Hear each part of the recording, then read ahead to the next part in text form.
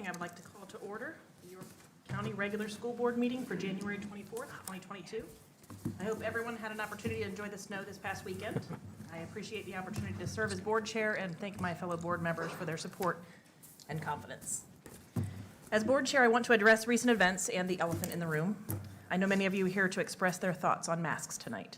This board has chosen to await guidance from the state and the courts regarding the conflict between the executive order, SB 1303, and Code of Virginia 1-240.1 before making masks optional. This move is to make sure that we are following all applicable laws, as is our responsibility. For those that want this board to take hasty action without guidance, you misunderstand our role as board members. If you recall, in August we voted for optional masks. One day later, word came from the state to change that decision, and it created chaos. We know that there must be an off-ramp to COVID-19. We know that there's new guidance from VDH. We know our community is passionate, but we also know that we're divided on this issue. Despite that, I'm grateful that our community is allowing this to go through the legal process.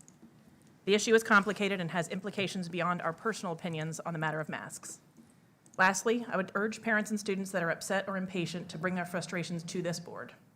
Email or call us. Our bus drivers, teachers, paras, administrators, nurses, and front office staff do not need you to add to their stress. They have been through too much already. At this time, I would like to ask our attorney, Melanie Berry, to weigh in on the legal side of this for clarification. Ms. Berry? Thank you, Chair. Senate Bill 1303 was enacted by the General Assembly and approved by the Governor in March of 2021. That law specifically requires school divisions to provide in-person instruction in a manner which adheres to the maximum extent practicable to the current CDC mitigation strategies for elementary and secondary schools to reduce the transmission of COVID-19. This law is set to expire on August 1st, 2022. The current CDC mitigation strategies for elementary and secondary schools includes universal indoor masking for all students ages 2 years and older, staff, teachers, and visitors to K-12 schools, regardless of vaccination status. Additionally, the CDC issued an order in February of 2021 pursuant to federal law requiring masks on buses. Executive Order 2 that went into effect today created a conflict with the current law. However, that matter is currently before the Arlington Circuit Court with an action seeking guidance on whether an executive order can override the Virginia Constitution and law that was filed by multiple school divisions in Virginia. A petition was also filed with the Virginia Supreme Court by a group of parents from Chesapeake. Until we either receive different guidance from the courts, SB 1303 expires, or it is changed by the General Assembly, the school board is required to follow the law as it stands today. Thank you, Ms. Berry. I will now read the mission statement for YCSD. The mission of the York County School Division is to engage all students in acquiring the skills and knowledge needed to make productive contributions in the world. Next, I will share some information about our pledge leader, Brendan Busenick, a fifth grade student at Bethel Manor Elementary. Would you come on up? First and foremost, Brendan is a great kid. He is one of 4 children in a military family, and his dad is currently serving an 11-month deployment in Iraq. Despite this way of life and daily sacrifice, he meets every day with optimism and a smile. As a fifth grader at Bethel Manor Elementary, Brendan maintains all A's and B's on the honor roll and has been a model student since he joined the BMES team community in first grade. He currently cares for the classroom pet, a turtle named Squirt, and even took him home over the recent winter break to ensure Squirt had a caregiver. Brendan is also a talented athlete. His favorite sport is baseball, and he plays with drive and dedication for both York County Little League and the Canes, a travel baseball team. When he doesn't have a baseball in his hand, a basketball will do, as he enjoys playing center with York County Parks and Rec because he is usually the tallest player on his team. Brendan is a bright student, devoted athlete, and a kind friend. He makes the world a better place with his positive attitude and concern for others and animals. We are honored to introduce him as pledge leader from Bethel Manor Elementary. Would you please stand as Brendan leads us in our pledge?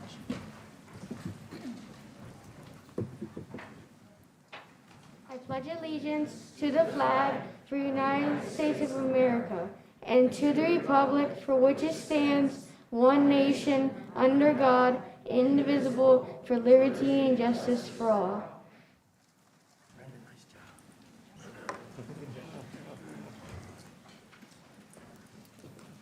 Great job, Brendan. Now we'll move into our awards and recognitions. And first up, we've got our Seniors of the Month. So seniors, when you're being recognized, if you would stand and have your family stand along with you if possible. Our first is from Bruton High School, Isaiah Bennett. Mr. Schaefer, would you like to share about Isaiah? Thank you. It is my pleasure to present Isaiah Bennett. Bruton High School is proud to recognize Isaiah Bennett as our January Senior of the Month. Isaiah is a charismatic leader who is dedicated to helping others succeed. He has served as drum major in our marching band for 3 years. In this leadership role, he always works to inspire and encourage others to do their best. Isaiah has participated in the School of the Arts, Dance Arts, Bruton Marching Band, and Winter Guard. He has served as president of the International Thespian Society and is a student council member and Panther Achievement Leader. He is also a member of the Spanish Honor Society and has earned the highest honors academic award each year. Isaiah was recently accepted into Louisiana State University and plans to major in business. He is with his mom today, Joy, and I just want to say congratulations, Isaiah. Good job.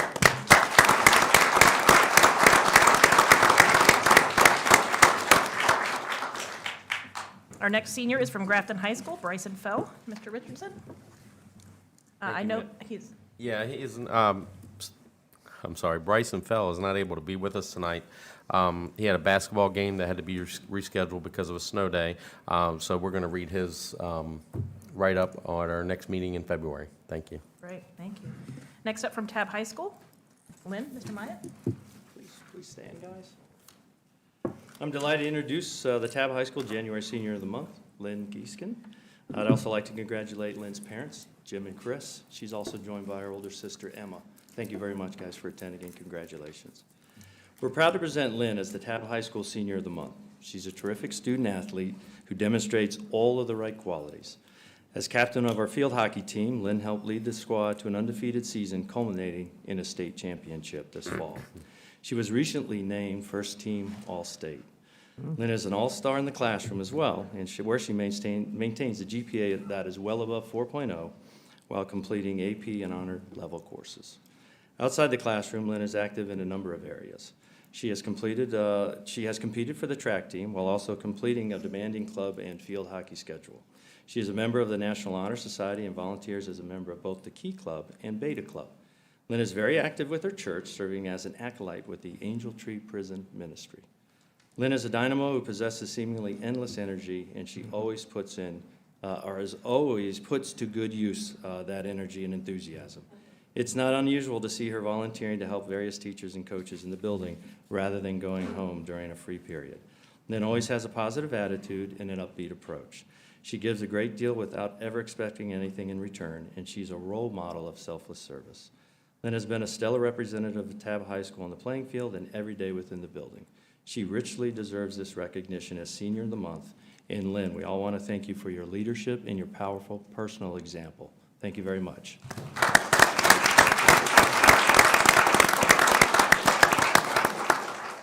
And finally, I have the pleasure of presenting the Senior of the Month from York High School, Hema Gowri Prasad. I think she's here with her parents, Nara Simha and Latha Prasad. York High School is happy to recognize Hema Gowri Prasad as our January Senior of the Month. She's a proud Falcon, positive role model, and leader amongst her peers. Hema can be described as talented, driven, and hardworking. She has challenged herself academically by taking a rigorous course load each year. Hema's hard work in the classroom has earned her membership in the French Honor Society, Mu Alpha Theta, National Honor Society, and the Science National Honor Society. Due to Hema's passion for the science field, she has participated as a guest presenter at the Hampton Roads Armed Forces Communication and Electronics Association and the Virginia Air and Space Museum.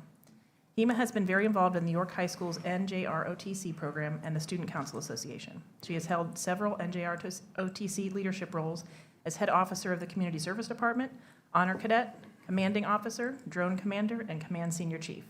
She has also received the Medal of Academic Achievement, Scottish Rite JROTC, Education and Americanism National Award, American Legion ROTC Award, and National Sojourners Award.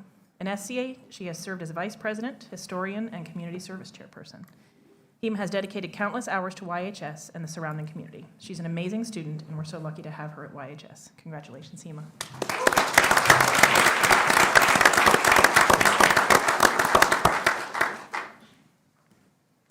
Next, I believe Dr. Shandor has an award that is not on our agenda, if he would present that this time. I do, thank you, Ms. Geraltz. So it is with great appreciation that I present this gavel plaque that we're going to pass down to Mr. Higginbotham for serving as board chair from January 2021 to January 2022. His dedication, flexibility, and guidance during multiple and challenging situations has been a tremendous source of encouragement to me personally. His experience as an educator, along with his insight, leadership, and balanced perspective, has been instrumental to our division moving forward with positive outcomes. On behalf of the York County School Division, thank you, Mr. Higginbotham, for your service as board chair. Thank you. My pleasure. My pleasure. I will add, I appreciate that you're always very, very calm. I know that settles each of us, so I appreciate that. You should see me when my kids say that they've done their homework and they haven't. I'm glad we don't have to see that. All right. Next up, we have our Student Service Awards. Dr. Shandor, if you would go down front. Our first award recipient is Zuri Payton from Bethel Manor Elementary School. Yes, Zuri, if you can come up, and Principal Chrissy Wagner. And Assistant Principal Mindy Adams is here as well, if you can come up. Zuri has been part of the Bethel Manor family since her first grade year. She is a talented writer and enjoys creative writing in both the school setting and in her free time. Zuri is consistently on the AB Honor Roll and is a leader in the building and in her community. Zuri has been a Girl Scout since 2018, where all community projects are girl-led. She not only hustles with her cookie sales, earning the Girl Scouts Cookie CEO badge, which is 1,000+ boxes, but is also known to gift boxes to her teachers during cookie season, and I'm sure they appreciate that very much. Her giving nature is evidenced in her volunteer position as the Vice President of the Torch Club at the Youth Program's Langley Air Force Base. Zuri contributes to service projects, provides mentoring to new students, and is a Power Hour mentor, assisting younger students with homework and school-related activities. Between Bethel Manor and the Langley Youth Center, Zuri participates in home economics, drama, and STEM clubs. She is a natural in front of the camera as a news anchor on Bethel Manor's morning show, ENN. Additionally, Zuri is one of 8 team leaders in Anchored for Life, a program partnered with the U.S. military where students connect through a peer-to-peer club. As team leader, Zuri supports students who are experiencing transitions due to the military or other life events. Zuri is a joy to know. She has a huge heart, a bright smile, and is always ready to encourage others. We could not be more proud to honor her with the Student Service Award. Congratulations, Zuri.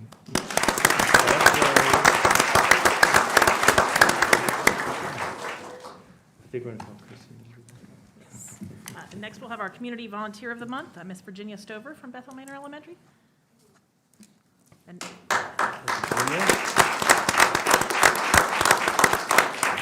And we're also joined by Chrissy Wagner, principal at Bethel Manor. And Mindy, would you like to come back up? Of course, that was all done purposely.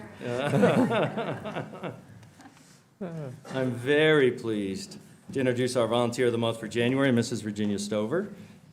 Mrs. Stover joined the Bethel Manor family as a parent in 2019. Over the past 3 years, she has served our community in many capacities, always willing to offer her time and support through the PTA, volunteering, and as a school-based substitute teacher. Mrs. Stover moved to Virginia as a military spouse and mom of 3 young boys. She quickly took on an integral role in the PTA, serving as PTA secretary for 2 years, and currently as vice president. No matter her title, Virginia is dedicated to recruiting volunteers, celebrating teachers and staff with various appreciation events, and supporting students with fundraising, spirit days, and celebrations.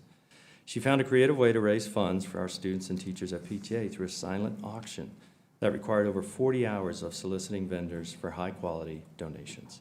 In addition to her volunteer work with the PTA, Mrs. Stover has been an amazingly dedicated and reliable substitute teacher at Bethel Manor. She has filled our substitute positions on a regular basis, wherever she is needed, always with a positive and professional attitude. Mrs. Stover is more than deserving to be recognized as the Bethel Manor Elementary Volunteer of the Month, and we are so grateful for her part in the role she plays at Bethel Manor and with the Bethel Manor family. Thank you.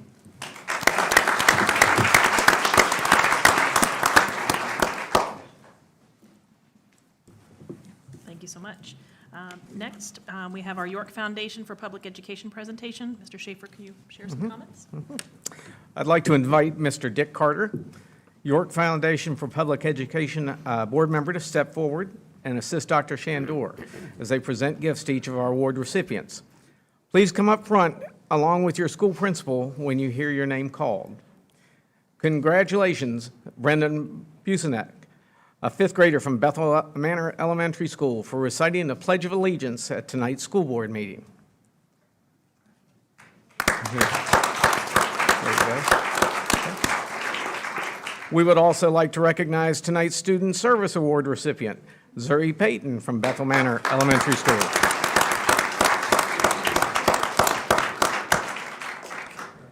We also congratulate our seniors of the month, Isaiah Bennett from Bruton High School, Lynn Gieskin from Tab High School, and Himagauri Prasad from York High School.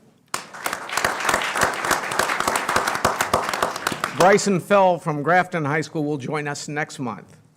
Special gifts from Cookie Tex and Edible Treat are being presented on behalf of the York Foundation for Public Education in partnership with their donor, Jean Fioca of Cookie Tex and Edible Treat.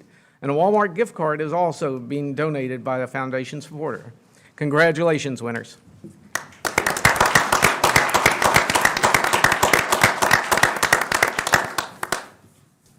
Everybody got their pictures? Take your All right, time. thank you and congratulations.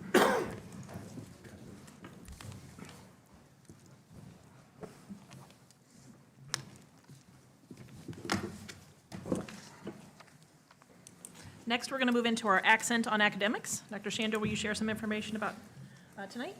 Yes, thank you, Ms. Geraltz. For this evening's Accent on Academics, Queens Lake Middle School will present information related to their digital journalism class. This class provides students with the opportunity to engage in real-life writing and reporting in a variety of formats. Students develop communication, creativity, collaboration, and problem-solving skills in this engaging and relevant course. As part of this class, students produce a morning show that highlights student, staff, and events within the school. Ms. Jennifer Goodwin, principal, will now introduce tonight's presenters. Ms. Goodwin. Good evening, Madam Chair, members of the board, Dr. Shandor, and guests. What an exciting evening for us to share about one of our newest classes at Queens Lake Middle, digital journalism. It has been a goal for our school to add more engaging and relevant electives for our students. I have brought some key members of our school to share just how digital journalism helps us reach that goal. At this time, I'm proud to introduce Brian Cole, one of our social studies teachers, who took a leap of faith to bring this class to our students. Mr. Cole? Thank you, Mrs. Goodwin. Good evening. Thank you for this opportunity. When Mrs. Goodwin approached me in the spring of last year about teaching the digital journalism class, I was both excited and nervous. I kept thinking, what do I know about journalism? Needless to say, I spent much of my summer researching already established digital journalism classes, most of which were at the high school level. Thankfully, our amazing administrative team of Mr. Wright, Mrs. Stark, and Mrs. Goodwin had blazed the way with a weekly morning show called Wake Up Wednesday to reach out to our virtual learners. We knew that we wanted our students to work as a team to write, edit, and produce that show. When the year started, I was still nervous about how the course would go. Fortunately, my students stepped up and made this a true makerspace journey. We had many bumps and learning curves along the way, but I am proud to say that these students took the show and made it their own. Tonight, a few of my digital journalism students will highlight the course and the year so far. They will also talk about where we would like for this class to go moving forward. I would like to introduce two students, Nicholas and Kemper, to tell you more about this class.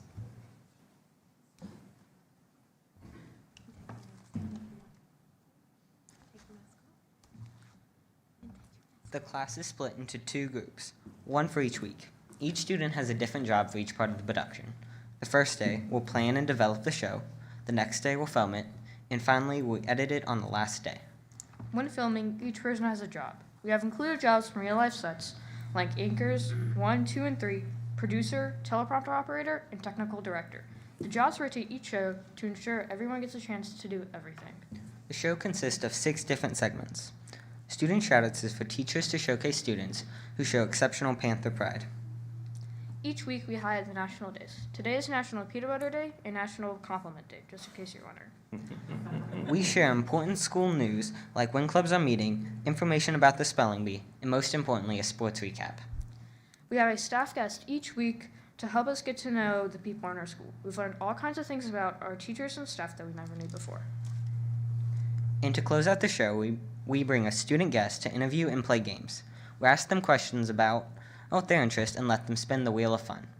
Now, we'd like to share a short segment from our recent show, and then Maddie will share a special project we worked on for the last month.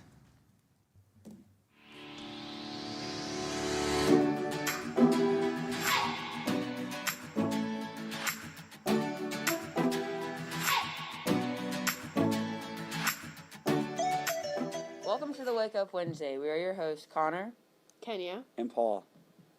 Today is the 71st day of school.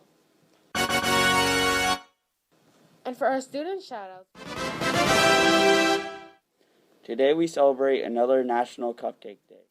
And now time for the school news. The York County School Division is providing free. And now welcome our special guest, 8th grader Liana M. And would you like to spin our wheel? Yeah.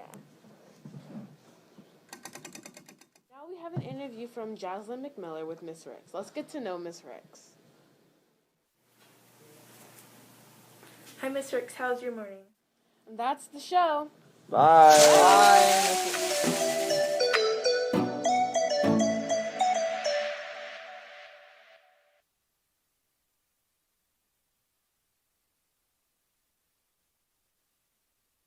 In a safe way for our students. We decided to take it virtual, and our class was asked to help cover the 7-minute gap between the performances for the live show on the last day before winter break. Well, this turned into a bigger project than we expected, but the final product was awesome, and the whole school seemed to enjoy the show. We created transitions for the Ugly Sweater Contest and picking the best holiday music. And our favorite part was the year in review. Students and staff submitted pictures and videos of highlights of 2021. We have a short clip for you to see, and then Evan will share what we hope to accomplish for the rest of the year.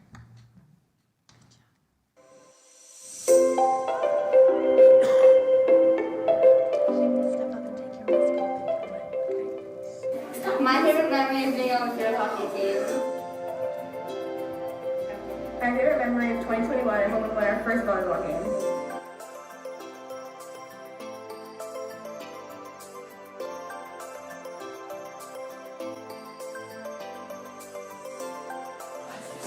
Yo, you guys got a memory? Our favorite memory is our 3-point contest in basketball practice. And we're the best shooters. Best shooters on the team. Nice. Jeez. My favorite memory from the school year was being a football player.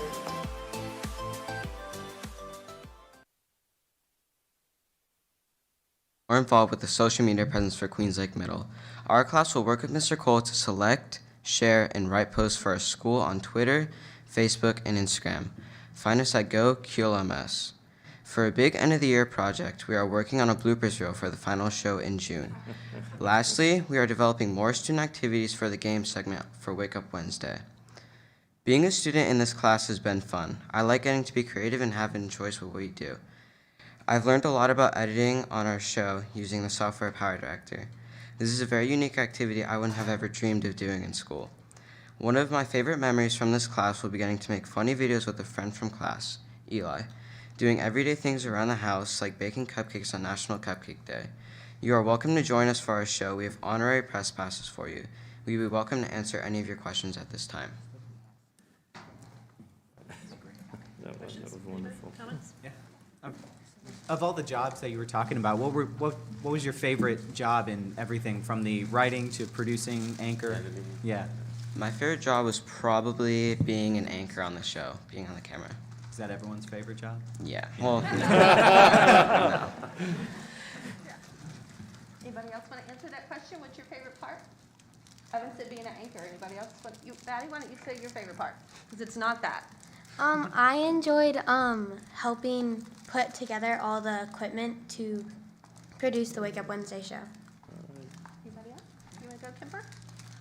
I enjoyed creating the intros and outros to each show and the transitions. Nick, you want to go? You good? I really like finding the national holidays because sometimes they're really funny. So they have a little something for you. Yep. You want to go?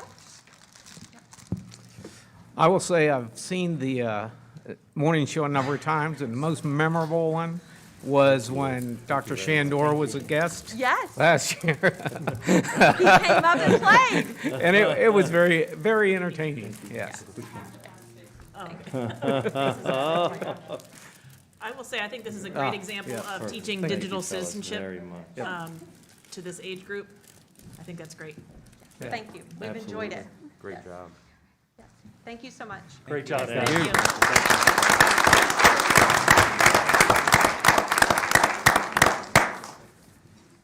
The board's going to take a short recess so we can come down and congratulate the winners. Okay?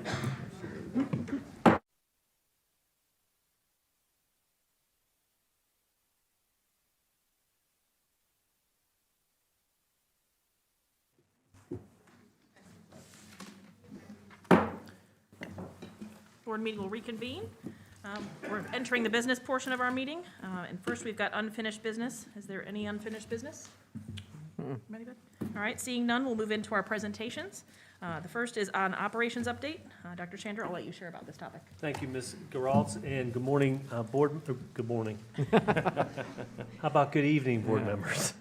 Dr. Carroll, our Chief Operations Officer, is now going to provide you with our monthly update related to operations. Dr. Carroll? Thank you, Dr. Shandor. Madam Chair, members of the board. As you know, I'm before you every meeting, and so here's your update on the COVID-19 environment and related actions. First of all, I'll start with the UVA modeling for the Omicron wave here. I've shared this with you, I think, the last 2 times. And I know this may be difficult for everybody to see the small numbers there, but basically this model is for the Hampton Roads area, and this is available on the VDH website. This prediction model has the surge peaking at the end of this week and then a sharp decline following, reaching the height of previous peaks around late February and practically bottoming out before spring break. However, we've seen a different and better curve based on VDH numbers for York County. So this is pulled from today's locality metrics. The website had been down for the last 4 days, and while I was creating this presentation, wondering how I was going to give it to you, they finally popped up. And it's very clear here that we hit the peak as far as the highest number of cases on the 14th, and with the 7-day average peaking on the 16th, just under 1,500 cases for the 7-day average. The average has now fallen every day since to today's 785.4, so it's nearly cut in half since the peak just 10 days ago. That puts us right about where we were at January 4th when we came back from the winter break. And that's really great news because, you know, when I was before you 2 weeks ago, we really had serious concerns on how we were going to keep everything running when it came to operational integrity with our staff. I can state with confidence now that we have weathered that storm. There could still be the odd classroom closure if the certain, just a situation with a certain class falls a certain way.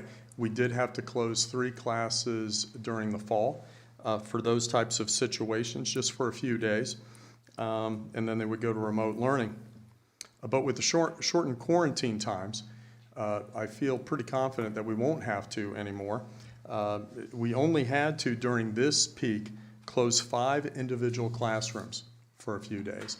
And so we were able to get through that, and we're very, very thankful that that's the case, because we did have a lot of sick staff and students during this time period. Moving on to our dashboard, to give you some scope of this, my last report, we had 177 active reports at that time, and if you'll remember, we were a few days behind because we just didn't have the staff to get them in quick enough.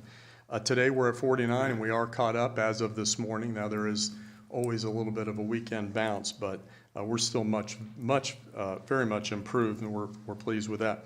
Likewise, our quarantines, my last report were 262, but probably much more than that, and we are at 87 going into today. I didn't share vaccination rates with you last time, but they're a mixed bag now. We do still continue to see some slow growth with 5 to 11-year-olds, although they have eclipsed 30% in that age category. But the 12 to 15 and the 16 to 17s have just stalled. And so you're just under 60% for the 12 to 15s, and the high schoolers got to about 2/3, and now that's stalled out. That's been for several weeks now. And the 18 and over vaccination rate, same, just under 80% seems to be a number that it's settled in at. As far as testing, you'll know that from our last meeting, we talked about the fact that we had ordered, we had exhausted the kits that we had been given around Thanksgiving, and we exhausted them going into the winter break, giving them out to anybody that would use them because they were going to expire on December 28th. And we immediately ordered more, and we have yet to see any more kits from the state. And I also reported to you at the last time that instead of using those for staff diagnosis, we are going to try to use those as a test to stay for staff so that we can continue our operational integrity. I also reported to you last time that the state had put out public announcements about a student test to stay program, but that we had not been invited into that program for piloting. Last week, they had some additional meetings, and we were invited to go to that informational meeting and to consider registering for it. We did not, because we deem it impractical for us at this point with our staffing. We just don't see how we have the capacity to do it. That may be something we can do as numbers fall, but right now we just do not have the staff to do so. And only 81 schools, not divisions, but schools across the state are piloting this. This is very much a pilot, and the supply is suspect, but we'll see how it goes. And if at a later date we feel this is something that we can do, then we'll consider it at that time and move resources around it if need be. That concludes my report, and I welcome any questions you have. Pretty straightforward. Wow. Anyone have any questions, comments? It's good to see the numbers jump down as we've gotten through the little spike after the winter break.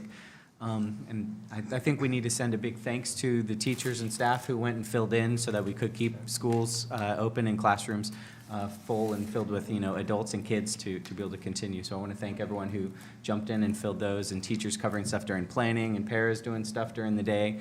That, other duties as assigned gets bigger and bigger every day. So I want to thank everyone for that. Absolutely, and I'd add the nurses. They've done phenomenal work during this time. Absolutely.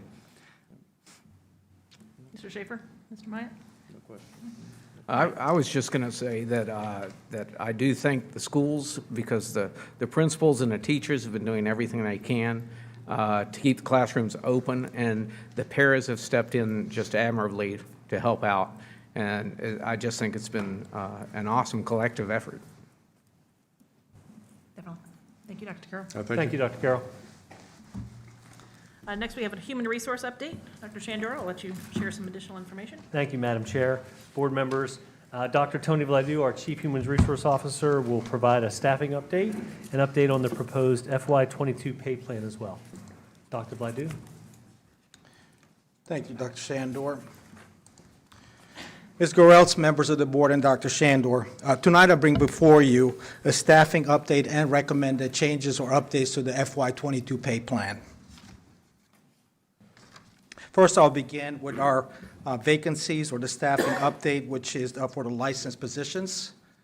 In this area, we're still hiring for 5 special education elementary teachers, 1 K-5 teacher, 1 art teacher, 1 gifted education teacher, 1 library media specialist, 1 teacher early childhood special education, and 1 part-time school counselor. At the secondary level, we're currently hiring for the following positions: 2 English teachers, 2 special education teachers, 2 career and technical education teachers, 1 history teacher or history and social science teacher, and 1 part-time middle school encore teacher. We have some other licensed positions. This includes openings for 3 speech-language pathologists, 2 student achievement coaches, a licensed clinical social worker, a school psychologist, a behavior support specialist, and 1 social worker. Now for some updates on non-licensed positions.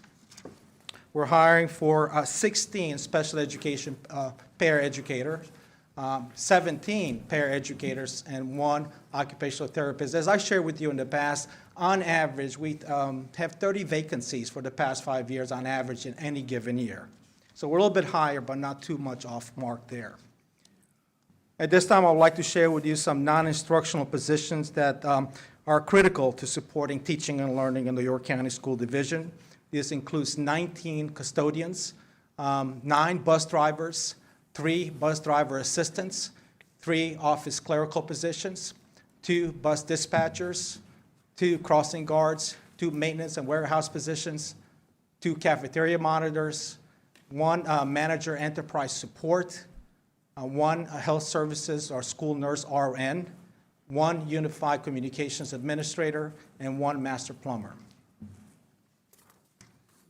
So what do these numbers mean as we look at the tally since the beginning of the school year? So as you're looking at this slide, the blue represents resignations and retirements that are included in your monthly personnel actions and board docs. The green represents new hires for all positions. As you can see, in every single month, we hire more than we lose. So we are meeting the demand, but I want to commend our principals and our hiring managers for continuing to reach wide, reach far, and be very, very creative in staffing our schools as well as the school division. So I want to finish the staffing update with this. In 2 weeks, or less than 2 weeks, on February 5th, we will have the Job Jamboree. This is a big event because it signifies when we shift all of our resources from hiring this school year and getting ready for the next school year. Certainly, we're going to continue to fill vacancies for this year, but all of our efforts are going to be in being ready for next year. We invite our viewing public to come. We're hiring for all positions, and certainly you could go onto our website and sign up or call us, and we'll make sure that we have a spot for you. We take walk-ins, but we prefer reservation because we do have a number of principals, a number of hiring managers that are on hand to ensure that everybody gets an interview. So this concludes the staffing update, and I do have right now some updates to the pay plan, the FY22 pay plan. Yeah, so any questions related to the staffing report, board members? I just want to say it's nice to see bus drivers down below double digits. Significant improvement there, for sure. Yeah. Certainly. So the next updates are related to pay plan updates. So they're categorized in 3 categories. New requests. We'll have some changes to the substitute teacher pay plan, as well as some editorial changes. So first on this slide, in order to remain competitive with recent regional changes in bus driver compensation, we are recommending that the bus driver's starting pay increases to $17 and adjust all the other steps on the scale proportionally. This is funded by the reduction of 12 FTEs that, as you well know, we had in the mid to upper 20s. So we would take 12 of those FTEs and shift those funds into starting pay that is extremely competitive in our region. And we believe, again, we could meet demand even with the reduction of those positions in order to compensate our bus drivers. We would also like to add a couple of new positions, behavior intervention position as well as the academic tutor position. Last on this slide, as of January 1, 2022, there was a federal minimum wage increase, and as you can see, we are adjusting to ensure that we comply with those mandates. First on this slide, we are also recommending to increase school van drivers to $13 an hour. This position has been instrumental when we have small groups of students, particularly all over the Hampton Roads area, that this is a cost-saving, very critical feature that continues to make us extremely competitive in that area. The remainder of the proposed changes on this slide are related to the U.S. Department of Labor federal minimum wage requirement increases and adjustments. So as I shared in the previous slide, many of those changes related to the $11 an hour minimum wage that took effect earlier this month. And in order to keep up with the competition on the peninsula and to proportionally adjust the substitute compensation below, or on this slide, you'll notice all of those adjustments to substitute pay. We feel this keeps us competitive as well as we are able to comply with the minimum wage requirements. We also bring before you two editorial changes tonight. First, we recommend replacing the board-certified assistant behavior analyst with a behavior interventionist position. Second, we would like to add the MDC, or multiple disability classroom suffix, to the teacher position. This concludes the pay plan updates for FY22. At this time, I'm ready to take any questions or comments that you might have. When we have a substitute teacher or para and it's a long-term sub position, if they're coming in knowing it's long-term, are they getting the long-term pay the entire time, or does it go up incrementally from when they start? That's a great question, because when they commit to taking that job, we want to commit back to them and begin with that rate day one. So we started this when we, again, in the past year or so, and it's really helped with that, those voids sometimes when we have those unexpected needs. And also, when someone applies to be a substitute, can you give me kind of a time frame of how long it takes for us to get them in the building from beginning to end, from application to? So there are several components in that. There are some things that we have total control of, and then we also have a criminal background check in the 50 state that goes up to Richmond. They've been really good about that. Normally, we get that within 24 hours. But I would say on average about 2 weeks from the time you apply to the interview to unless there are, again, any hiccups in any of those processes that could delay it. Okay, thank you. Anybody else? Yeah, we have the Job Jamboree coming up, like you said. How are we advertising that? I've seen it on some of the social medias, but how else are we getting the word out? Our social media, don't believe we have a TV ad yet, but primarily social media and. I saw a TV ad the other day. All right, well, great, that's outstanding. Wasn't entirely sure, but that's good. Great. Anybody else? All right. Thank you, Dr. Bledu. Appreciate it. Thank you. All right, we'll move into our committee updates. We've added this to our agenda, and it will be on there every other month, for board members to report on the committee assignments they're a part of. And so we'll go through that now. Mr. Richardson, would you like to go first? Nothing to report as of yet. I have a HERETA meeting where WHRO will be this Wednesday, so I'll have something the next time to report from that. Higginbotham. For the GIAC committee, they actually had a meeting just this last week. It was a great meeting. They got a lot of new information with it. They've been working on their bylaws for about a year, and they've done some tremendous work. It's been a lot of back and forth, and I just want to commend the chair, Ms. Upchurch, and the everybody else going through everything, because it was kind of a perfect storm with it, because changes from what we were doing as a board, and then they got some changes down from the state with it. It just sort of all hit at the same time, and it was written and rewritten and rewritten, and so I appreciate all the time they put into it. But some of the things they've done, like back in October, they had a virtual presentation with Dr. Fithian, who talked about college readiness for academically gifted students, and there were about 50 families who met and worked with that, and they talked about the screening process has been completed now for the entire first grade class at the schools, and that was done in the month of November. And the students who were identified as possibly being part of the gifted program started the next month. There was about 32 students that started with the Extend program in December for that, and there's currently 100 more students that have been referred to undergo some testing and things like that. So they got a lot going on, and looking forward to reporting more as we keep going. Great, thank you. Mr. Schaefer? Yes. I have the York Foundation for Public Education, and as it turns out, I get to go to the meeting on February the 17th, right at the school board office, and I'm looking forward to that. That's great. Mr. Meyer? Yeah, absolutely. You can tell we all wear multiple hats. I'm also, I represent the board for the Career and Technical Education Advisory Committee, Career and Technical Education Month is next month, so I'll come forward with a committee update next month, reference CTE. But I also am the representative from the board for the New Horizons Regional Education Center in Newport News and Hampton, and I've got an update there from the Board of Trustees, and what I'll do is give the audience and the board some highlights real quick. So again, we conducted a review of the New Horizons 5-year strategic plan. They have a new strategic plan as of last September.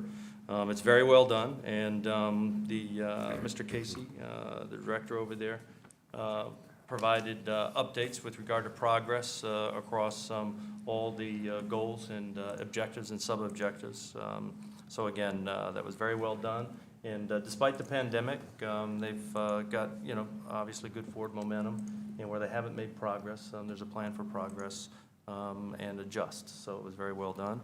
Received a demonstration from members of the construction and technology class at the CTE Ed Center in Newport News. That's hands-on rough construction, roofing, insert of windows, and it includes framing and foundation and door installations. You've got concrete, masonry, got some electrical, some plumbing, and some, did I mention carpentry skills? So it's the whole ball of wax in the class, and obviously it's an annual or year-long class, and they move from foundation all the way up to roofing. So again, we had an opportunity to visit, and what's most important is these end in an OSHA certification or some limited construction certification, which makes them employable as they transition off. We're in the middle of the budget cycle, not unlike GUTS for FY23. Key dates were identified and discussed. We did initial draft review recently by superintendents, and then we have a draft review for what I would call near final in March, and then it'll come before the board in May. And we reviewed numerous initiatives to include a Teacher of the Year initiative at New Horizons, which has been well received. And they made some couple of adjusts to the program of studies. I wanted to highlight one of those. They are going to add a new course in FY23, and I should say school year 22 and 23. Marine Service Technology Program, Introduction to Service Repair of Watercraft, but just as importantly, also marina operations and upkeep. So that was kind of interesting. So not only on the mechanical and technology side, but also on business operations for marina. And as you may know, these are all demand signals from the community, and then New Horizons has a tendency to quickly move on those within 6 months to a year. This is a good example of one of those. And like I said, I will come forward with a specific county update next month for CTE month. Thank you. Great, thank you. For mine, there was a Special Education Advisory Council meeting, committee meeting this month, but unfortunately, I was unable to attend due to COVID. The committee had Dr. Carroll attend to discuss operations and topics, and then they were able to discuss current special education topics and, as always, took parent comment. Their next meeting is in February, and you can find information about that meeting on the YCSD website if you're interested, and all the agendas and minutes are loaded on board docs if you're interested in looking at those. All right, so we're about ready to go into comments by citizens. Tonight, it looks like we have 16 speakers, which means we will go over our 30 minutes. Are all the board members okay with that? Absolutely. Yes. All right. So, public participation at board meetings. We have 2 opportunities to speak this evening. The first is for general topics, and the second is specifically relating to comments relating to the public forum on the FY23 operating budget. Before I open up for public comments, I will share some remarks. The school board provides a public comment period for the public to comment on topics germane to the business of the school board. The school board expects that each speaker will be courteous, modeling for our students how one can respectfully disagree with others' views. We ask that speakers address their comments to the entire school board and not to one individual board member, nor the superintendent, a staff member, or the audience. Speakers will present their comments from the podium. Each speaker may speak for up to 3 minutes. A timer is visible to speakers from the podium, and speakers should conclude their remarks when the red light comes on. The timer will begin after you state your name and address. We have some safety measures in place. We're practicing social distancing this evening and continuing to implement the following safety measures. We're providing individual sign-up sheets and pens for each speaker, and we ask that you speak loudly as the safety shield muffles your voice. Again, I think we have, for time's sake too, if we want to start when I call your name, if you know your number, if you want to kind of line up after that, just to kind of keep things rolling, that would be great. I will open up public participation of comments for citizens. And our first speaker is James Mitchell.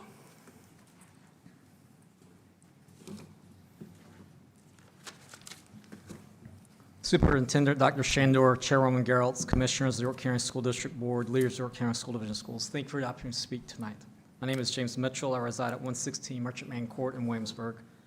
My wife and I have 4 children, a junior at Bruton, an 8th grader at Queens Lake who happens to be Evan's friend Eli in digital journalism, and a 4th and 2nd grader at McGruder. I appreciate the desire of the school board to maintain the safety of the children, faculty, and staff within the school district as it relates to SARS-CoV-2. I think masks should be voluntary for students and staff. However, I also understand the tension between the law the legislature passed and the school districts must follow the CDC recommendations in the recently signed executive order regarding masking in schools. I ask you to acknowledge that COVID is not the only risk the school board is responsible for mitigating, and that COVID is not the only issue students must be kept safe from. There are multiple studies from the medical field and academia that have determined that isolation caused by COVID pandemic is greater long-term risk to our children than COVID is. I request you no longer require the masking of students, teachers, and staff at YCSD schools because of the governor's order. But because of the legal action pending, what I ask you to do is immediately remove the outdoor requirements for masks. This request to no longer outdoor mask and subsequent updating policy does not violate the legislature's law and would comply with the governor's executive order. The Centers for Disease Control and Prevention, according to their website, as of 13 January 2022, only recommends indoor masking for school. This outdoor masking policy is most evident during student drop-off, but is also seen during recess, physical education, athletic activities.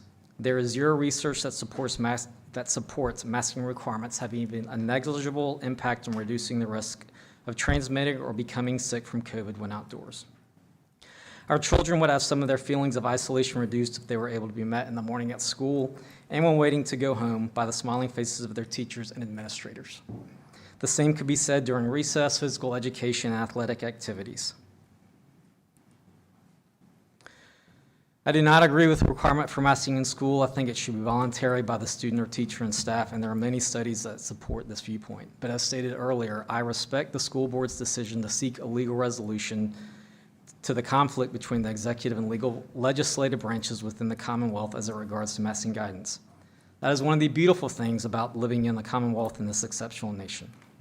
As the policymakers for YCSD, I implore you to balance all of the hazards, risks, and rewards facing the children, faculty, and staff across the division.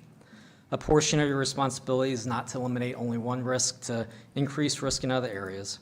Your responsibilities include mitigating all risks to an acceptable level and creating the most positive outcome among safety, education, mental well-being, and physical health. I appreciate the efforts of YCSD to develop the future of York County, the Commonwealth of Virginia, and the United States in a holistic and safe manner. Thank you for the time to speak this evening. Thank you, Mr. Mitchell. Next speaker is Heather Stillwell.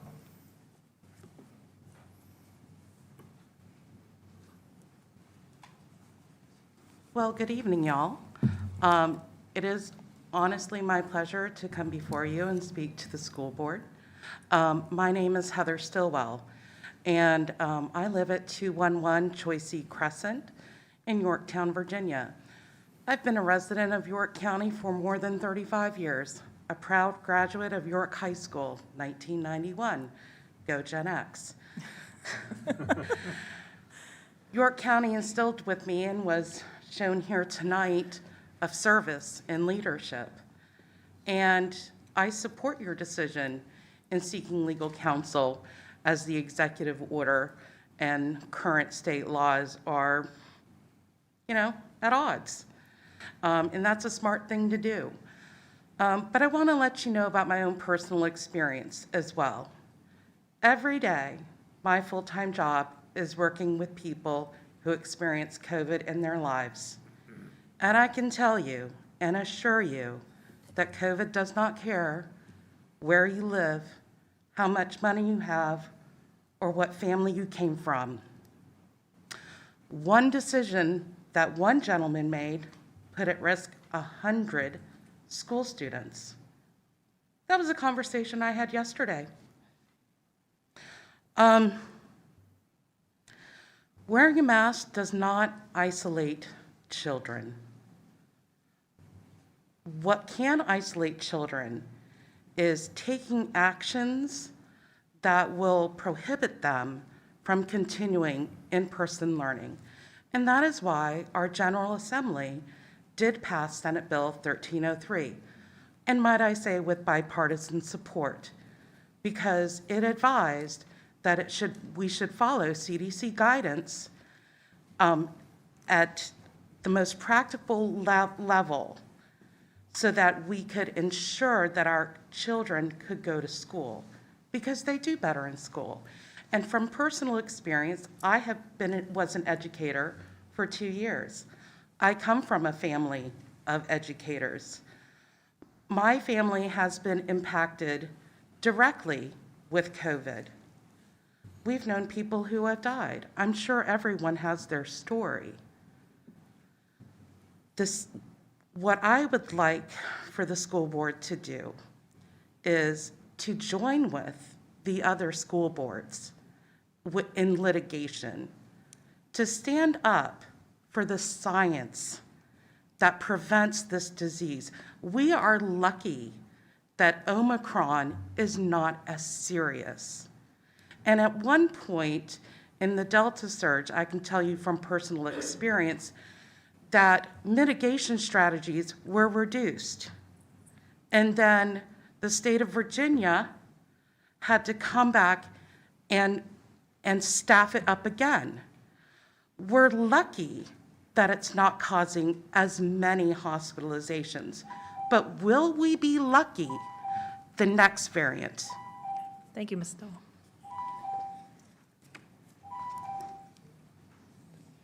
Next speaker is Suzanne Hagedorn.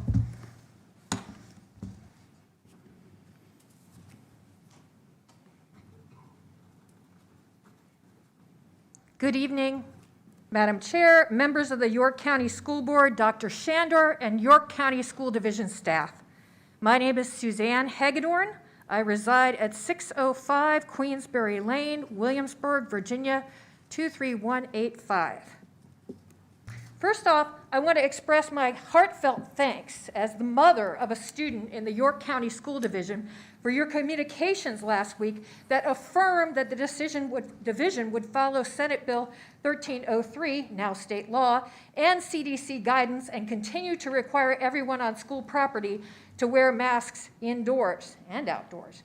My child, who is fully vaccinated, stayed home for 5 days to quarantine after being exposed 10 days ago to a classmate who tested positive for COVID-19. Fortunately, he tested negative after 5 days, probably thanks to the KN95 mask he wears every day to school. At least at this point, indoor masking is essential for the safety of our students, teachers, and staff in the YCSD, and we should always remember that some of them are immunocompromised or too young to receive a vaccine to help to protect them. So first off, thank you, thank you, thank you. Second, I implore you to continue to require masking, both indoors and, in response to a previous comment, outdoors, for the remainder of the academic year, as it's likely that the Omicron variant will take some months to peak and burn itself out, although we had some good news about that. There will be other variants. And there are many YCSD parents who would rather not have our children attending school unmasked in the middle of a deadly pandemic. And yes, it is deadly. A former faculty member at William & Mary and member of my church, who's in his 80s, died last week.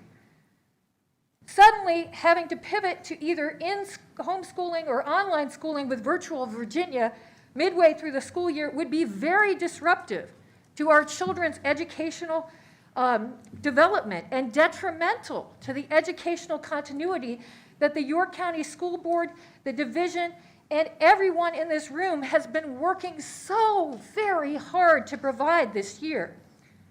Third, I will second the motion that the previous speaker made and say that I really hope that you might consider joining in the lawsuit filed by other school boards or the petition filed by Chesapeake School District parents to challenge the constitutionality of Governor Youngkin's Executive Order Number 2.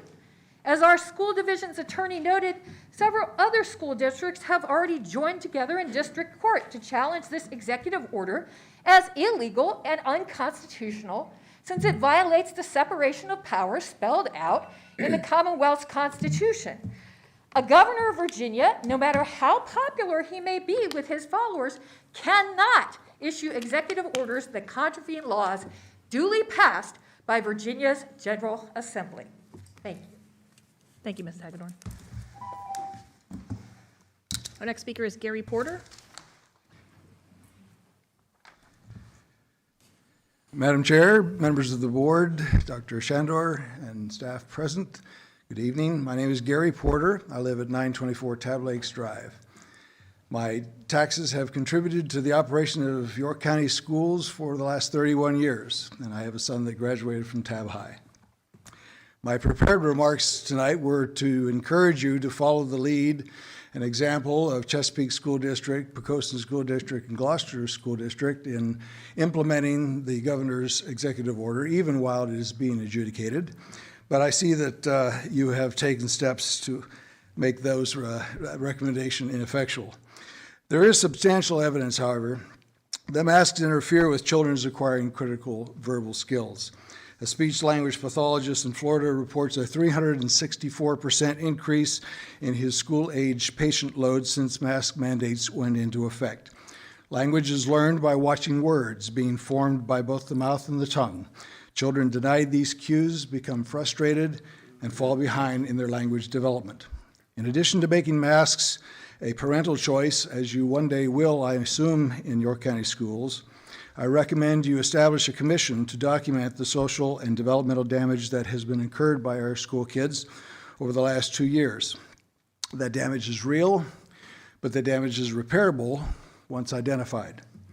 And finally, if I may address a second issue, I petition the board in the interest of greater transparency to make public the inventory of school library books.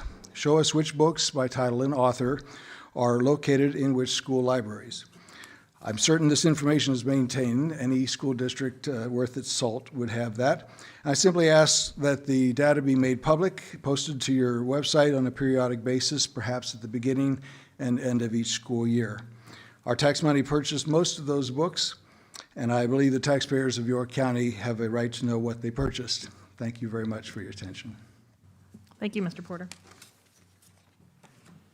Our fifth speaker has let us know that he does not want to speak, but I just want to make sure. David Thedford, did you change your mind? All right. Next speaker is Miguel Marquez.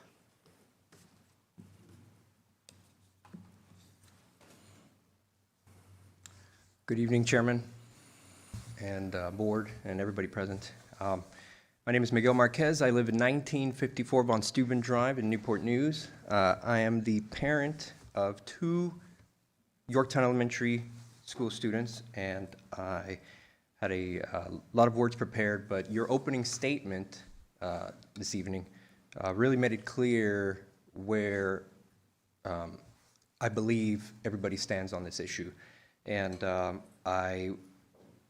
my wife is a paraeducator, and for the past few years, and she has seen firsthand the effect that these masks have on these kids, where she sees these kids and helps these kids. They throw these masks away, they grab them out of the trash, and they do all kinds of things, and they don't keep their masks on all day efficiently. And we saw the numbers here that the doctor put up. Even with some people vaccinated 3 times and with masks, the numbers are still high. So I'm not going to beat a dead horse. There was a lot of comments I've made that I was going to make already. But also I want to reiterate, I know you mentioned the Virginia Department of Health interim guidance that came out, and page 4 clearly delineates the specific responsibilities that parents, school officials, and staff have, and parents, VDH gave parents masks as a responsibility. Parents, not school officials or staff. And I believe my wife and I, our family, recently moved here last summer believing that school masks were going to be optional. We moved from Georgia where they were not, and our kids had to wear masks a whole school year, and now they have been having to wear it here. And I've seen the differences in my 5th grader and 1st grader and their development and learning where they're at now compared to my 5th grader where she was in 1st grade without having to wear a mask. And so I just want to say that we believe that you will do what is right by the law and by the science that's been stated here today. And please give my family and I a reason to stay here. And I'm retiring from the military soon, and I'd like to make this my home. So please give us a reason to stay and not to move. Thank you. Thank you, Mr. Marquez. Next speaker is Linda Fairman.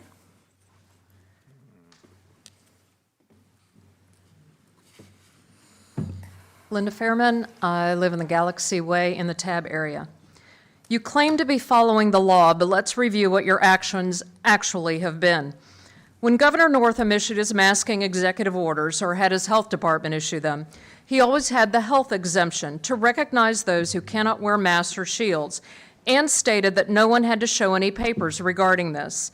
Public and private entities honored these exemptions clearly stated in the executive orders, except for York County School Division. You refused to honor that part of the executive orders while complaining you couldn't get enough bus drivers, teachers, and subs. Regarding substitute teachers, you denied the executive order's exemptions, preventing many subs from working, even though they wanted to work and saw the numerous openings every single day. You caused this. You claim to be following the law, specifically 1303. The sponsor of that bill, Siobhan Donovan, is not only an elected state legislator, she is a medical doctor, more knowledge than any of you in that area. She has publicly proclaimed that 1303 was never to be a mask mandate, but merely guidance from the CDC, a recommendation. But it seems your $5 million ESSER funds were tied to it. You sold our children for this fiscal carrot. You claim to be following legal counsel regarding these matters. If the York County paid legal counsel and the private attorney you've hired with tax dollars are so good, why have they missed the fact that school buses are specifically exempted from following the federal transportation mask mandate? So much for hiring competent legal counsel to advise you, since they seem to have missed this major legal point. Or did they, and you, choose to selectively review and interpret the law to fit your controlling agenda?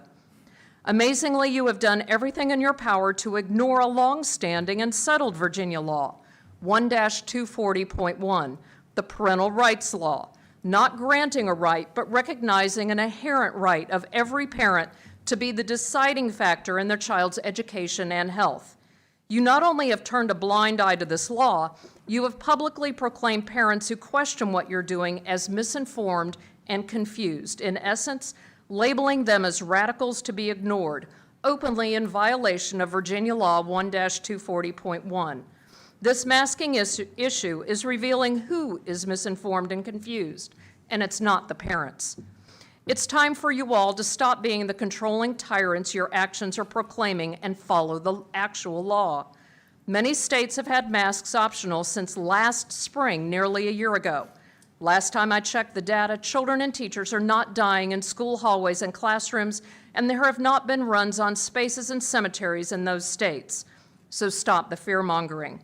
Stop the mental child abuse of blaming children for spreading this virus, which you have done for 2 years, causing anxiety and depression in our children. Ms. Fairman, it's blinking.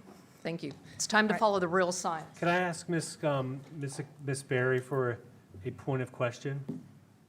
Ms. Berry, could you clarify the transportation issue related to buses? The transportation on school buses was from the CDC health order that they issued under a different federal regulation. Right, it was a federal regulation, correct? Yes. Okay, thank you. Can we clarify also who Ms. Economo works for, who she's employed by? Yes, Ms. Berry, who do you work for?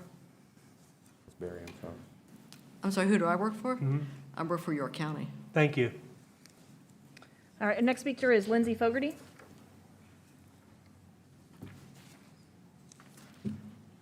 Hello, everyone. I live at 215 Swayze Crescent. I'm not sure if any of you remember me. Last time I was here, I talked about my child who lives with a rare disease. It's called mastocytosis, and my son is immune compromised. I've sat with my son in the hospital, not knowing if I was going to get to bring him home. There are a lot of parents here who have a lot of privilege because their kids are healthy. Their kids get to go play, they get to do sports, and they get to just have fun. But all of these parents will change their minds if their kids get COVID or long COVID, or if they themselves end up being intubated. These parents have so much health. It's a privilege. You have no clue. I'm disabled myself. I have rare disease. I'm severely immune compromised, and I'm risking myself just being here in a room with all of these people. But my child deserves an education, and for the last school year, he's been doing it virtually, and he hasn't got to talk to another child. I've had to beg for his teacher to be changed, and now he finally gets to talk to other kids with a different teacher. It's not fair that you guys don't see my child as a human being. Just because he's disabled doesn't mean that his health doesn't matter. Wearing a mask, really? You can't just wear a mask for a few hours so immune-compromised kids can interact with other human beings.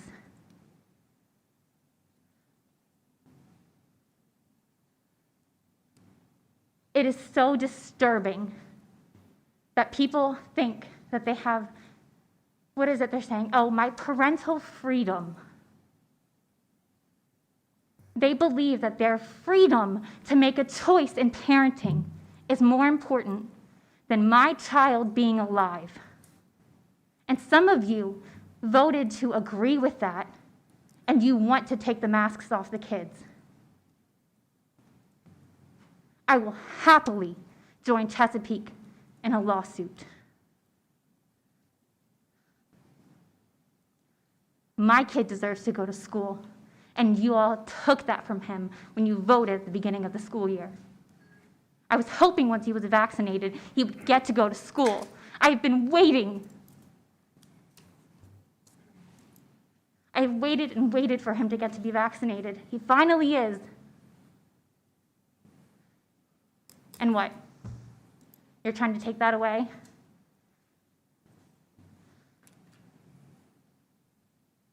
I don't understand. Thank you. Thank you, Ms. Bogarty. Our next speaker is Kim Goodwin.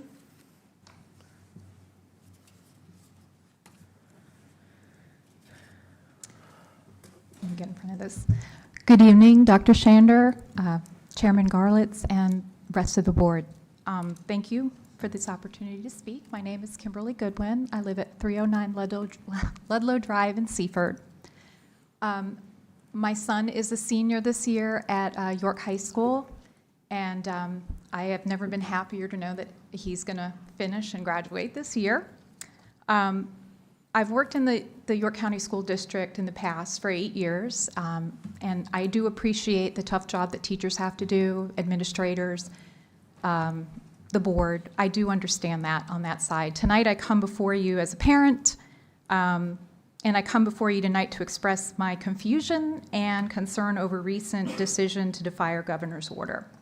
As I recall, back in August, our school board voted to make masking optional, and then the next day, the previous governor issued his mandates for masks in school. You quickly cooperated, as this was the governor's mandate, even though a mandate is not a law. The virus was much worse at that time. This variant is weaker, and although many have contracted this variant at a rapid rate, people are recovering just like most do when they have or catch the flu. Our new governor recognizes that choice belongs with the parents and not with the government nor the superintendent or school boards, which is why he won. He issued an executive order which you are choosing to defy and say it has to do with SB 1303 and some legalities. However, many school districts around the state are adhering to the governor's executive order and they're not worried about any sort of legalities. So for me, something doesn't add up. This to me doesn't feel like legality. It feels like something more. I'd like to read you something regarding SB 1303. This is a statement from Senator Donovan, who is the co-sponsor of this bill. Senator Donovan, a practicing physician, issued the following statement regarding SB 1303 as it relates to mandates on schools being open. SB 1303 has been used against our children and against its intent this school year to advance an agenda. SB 1303 does not mandate the use of masks in school because the CDC does not mandate masks. Governor Glenn Youngkin's executive order does not ban masks. It gives parents options. Just like SB 1303 does not mandate masks, it gives school boards a roadmap to keep schools open. The risk of COVID-19 to children does not justify the universal need for masks in school, nor does SB 1303 mandate the use of masks. It's time for our governing bodies, including the school boards, to develop achievable off-ramps for the COVID-19 protocols based on scientific principles. The default option should always be normalcy for our children, unless there is evidence or metrics to back up the protocol. So my question is, masks work so well, why do we have so many kids, teachers, and staff getting sick? You can verify on the CDC website that really to protect yourself, you need an N95 mask. And I know I'm out of time, but I wanted you to hear that point. Okay. Thank you. Ms. Goodwin. Our next speaker is Trevor Sowers, sorry. Good evening. My name's Trevor Sowers.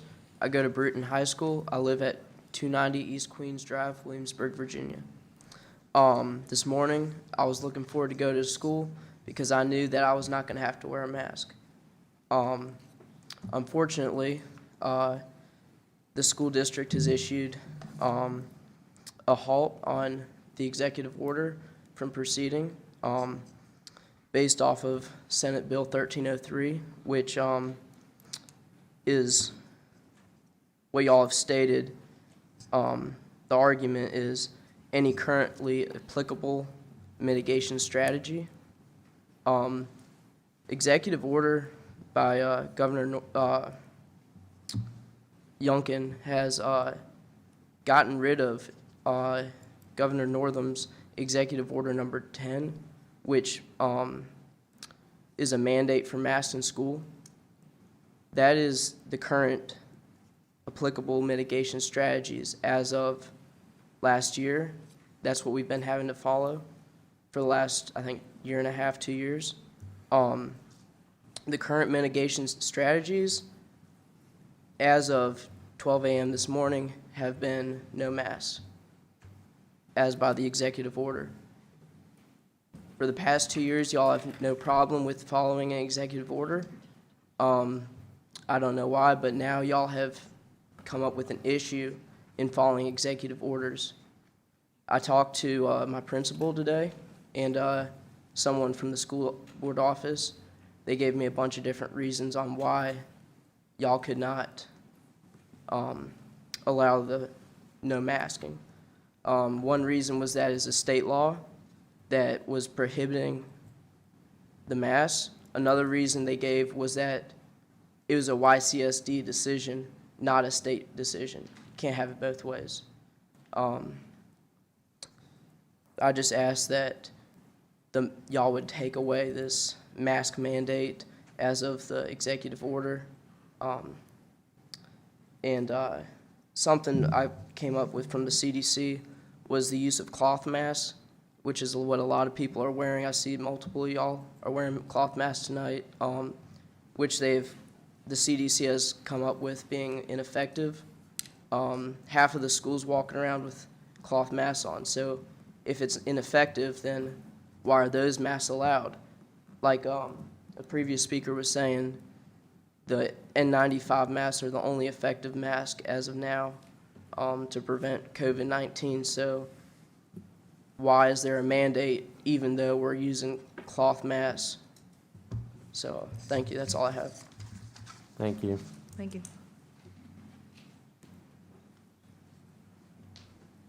All right, next speaker is Heather Sowers, but she wants to yield to her spouse. Is that correct? If you would just state your name and your address, please. Good evening. I'm Mark Sowers. I live at 290 East Queens, Williamsburg, Virginia. And thank you for having us. How about that speaker back there, huh? I'm going to read. There's an executive order in place. When did the following executive order become optional? Are we now going to teach our students that we can arbitrarily decide whether to follow law and order? Are we saying that we will follow the executive orders we like and not to those that we disagree with or find inconvenient or uncomfortable to follow? Do we want our students to follow suit and pick and choose which rules they will follow in school and later in life? The Virginia Department of Health has provided 14 pages of interim guidance for COVID-19 prevention in Virginia pre-K-12 schools. It's a simple but comprehensive plan that includes distancing, proper ventilation, testing, and other hygiene strategies. These measures should already be in place. So what is the delay in complying with this executive order? It's my understanding that the school board wishes to follow the CDC guidelines. But there's a problem with the CDC's guidelines. They are forever changing based on best guesses and what is convenient at a given time. When masks weren't available, the CDC said masks were ineffective. When available, they are critical to COVID prevention. Safe distancing is 6 feet or 3 feet, depending on how much space you have to cram your students in.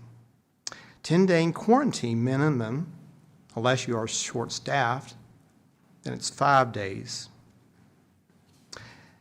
And how genuine concern is the school board about complying with CDC guidelines? Were they ever changing guidelines? I don't ever recall ever reading or hearing that CDC recommends wrestling inside without masks, or that football huddles are a good idea. My son plays football without a mask. But y'all allow that. But don't come in the classroom without a mask. You see the ever-changing, whatever feels good thought. Again, and yet the York County School Board deemed those activities safe. Doesn't this all seem a bit arbitrarily? Are we being rational by ignoring the executive order and imposing? Thank you, Mr. Sowers. All right, thank you.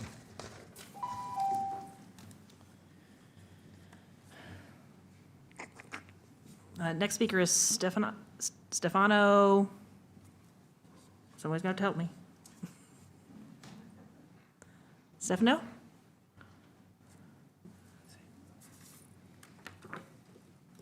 I can't imagine there's more than one. Statano. Last Speaker name number is- 13. Okay. All right, our next speaker, Mike Burton.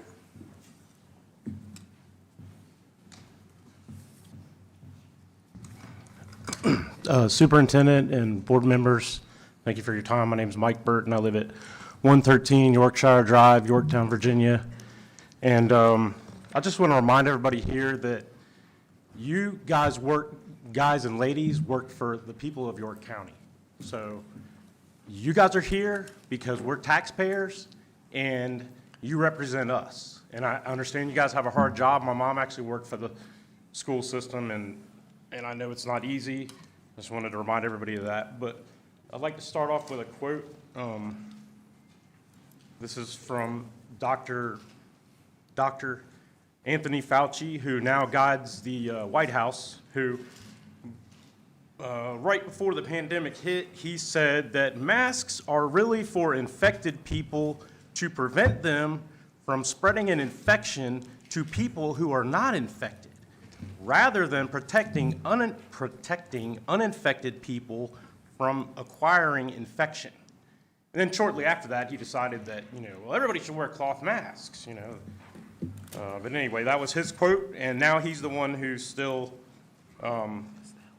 saying we should keep wearing cloth masks, which the lady earlier and I think the young gentleman earlier also stated a fact that cloth masks are not effective which I don't want this, but I'm just saying the only thing they could possibly wear that is effective is if everybody in here was wearing an N95 mask, which we're not. So I was wondering if any of you guys have done any research on the suicide rates for youth and young adults by any chance? Have you? Because they're like, some of the numbers that I read, they're like 50%. People, their depression is horrible. I mean, I have a daughter who's really depressed, and I'm sure that some of it's related to this. And I don't know, I liked what the lady said earlier and the gentleman before me. They were talking about the legal, you guys were talking about how you're trying to make sure that you're complying, but when it was Northam, you complied, but now that it's Youngkin, you're not complying. It sounds like a big political game to me. I don't know. I disagree with the masks. I think they should be voluntary. If people want to wear them, let them wear them. If they don't want to wear them, don't let them wear them. Actually, the states that have the strictest mask mandates, like California, where my brother lives, and I'll visit, I don't want to live there. California, New York City, where, New York City's put businesses, they put people out of business. You got to wear masks everywhere, and they have the worst rates anywhere. And the Omicron virus is actually a cold, just so everybody here knows that. It's actually just a cold. But anyway, I thank you for your time. I know I disagree with the mask mandates, and I'm going to continue to press on with that, but thank you for your time. Thank you. Thank you, Mr. Burton. I missed someone. I will chalk it up to my first time being chairperson and shuffling the cards wrong. So Delois Stallman?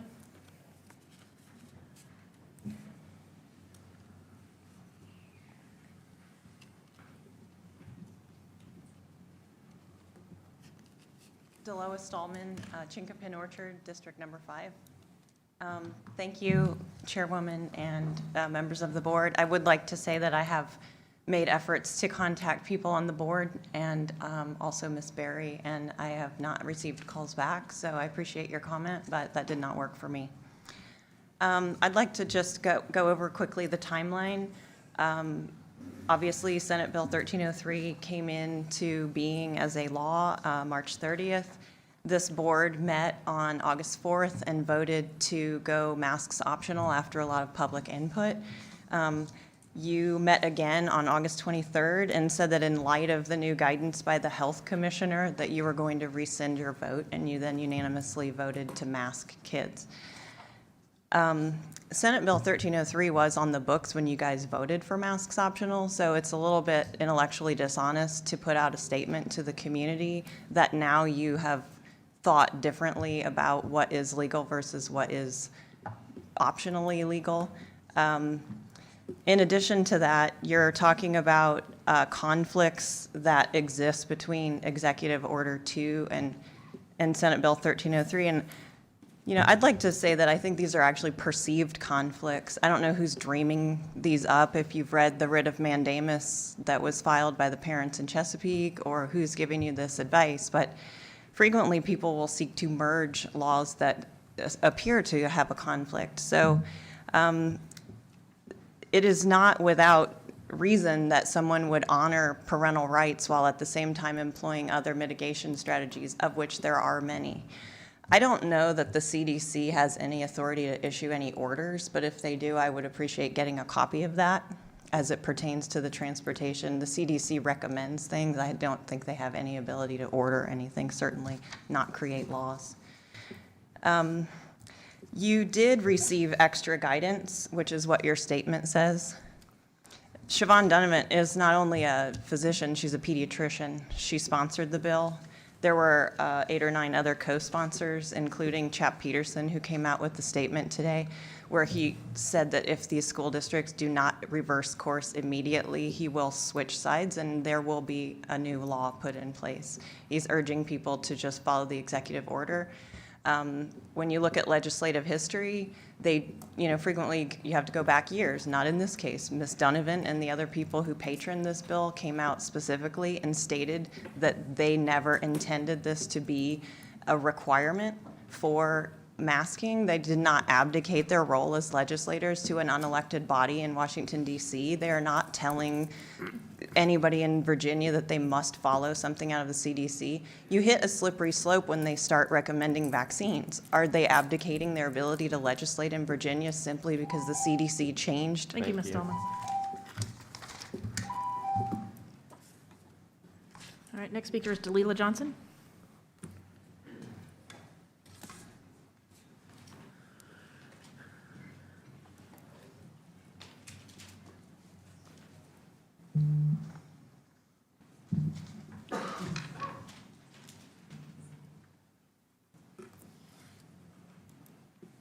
Dalila Johnson, 216 Ashton Drive. Good evening, Madam Garrels. Ooh, the ceiling just broke, just one, just a little crack. Mr. Myatt, Mr. Higginbottom, Mr. Richardson, and Mr. Chafer, Dr. Shandor, and members of the YCSD community. We use the word unprecedented this past 2 years because it is not secret that COVID-19 has been unprecedented. However, now more than ever, we need partnerships. Educators and parents have always been able to work together and do their best for every student. Our schools are better at their best when we have compassion and empathy for all. Our schools are better when we include everyone. Our schools are stronger when we work with each other. On behalf of the York VEA, we would like to thank our school administration and the school board for your thoughtful consideration for the well-being of the YCSD students, staff, and the community. I'm thankful that you continue to keep our staff and student health in the forefront of any deliberations.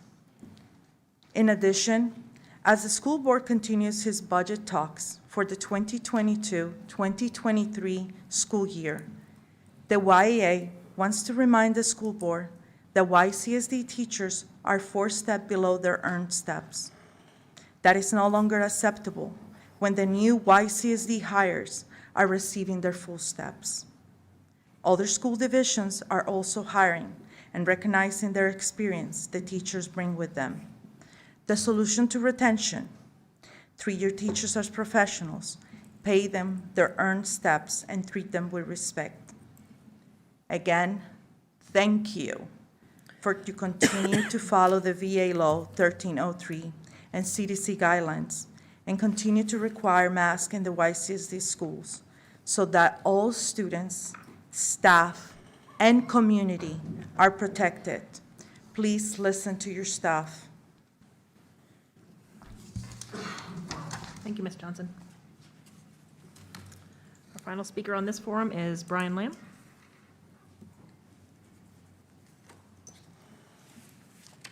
Hello, thank you for hearing me. My name is Brian Lamb. I live at 103 Metz Drive in Williamsburg, Virginia.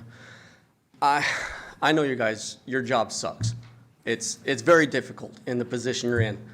I'm not a very, I don't have a doctorate. I don't have none of that. But what I am is a father, first and foremost. I have 2 teenage boys, and I can only advocate for them. Both my kids, since the mask has been mandated, have seen a increasingly depression. Oh my God, depression. That's the one thing I don't hear from you guys. You talk about caring about the kids and the teachers. I understand their jobs are horrible as well, but these masks have made my boys miserable. I don't know law. I'm not, a lawyer, but what I do know is that if we don't start changing course, parents are going to get tired. They're going to pull their kids from schools. They're going to do what they do, and that's advocate for their kids. And when those kids start getting pulled out of school, y'all are going to run out of funding. Everybody will. And it's not going to be good either way. I've actually even talked to my wife about that because we feel like our voices as parents have been yanked out from us. I know what's best for my child.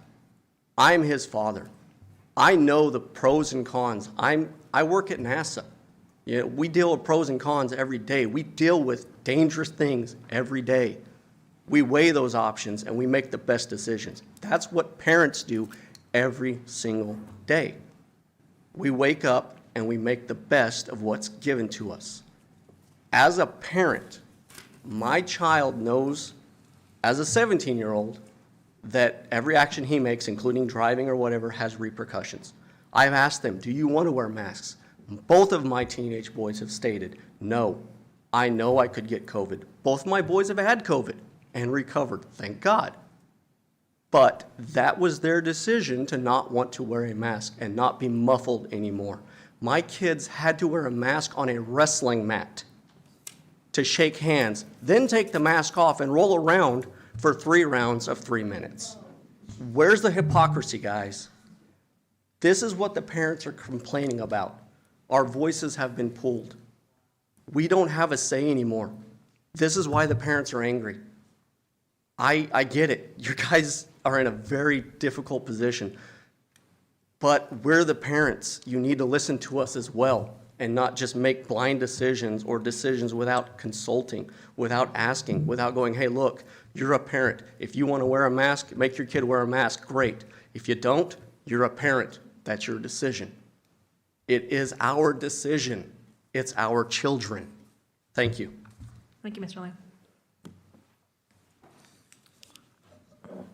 All right, I will close public participation for comments of citizens and open up public forum on FY23 operating budget. And public operating budget, Dr. Chandor, do you have any comments to share before we have speakers? I do, Ms. Graltz, thank you. I'm going to ask Mr. Bowen, our Chief Finance Officer, to come to the podium to speak relating to the FY23 operating budget. Mr. Bowen? Thank you, Dr. Shandor. Ms. Graltz, members of the board, and Dr. Shandor. This evening is the public's opportunity to provide their input and priorities on the FY23 operating budget. I'm sorry, Mr. Bowen, if we can just hold as we have people exiting the room. Thank Yes, you. I'm sorry.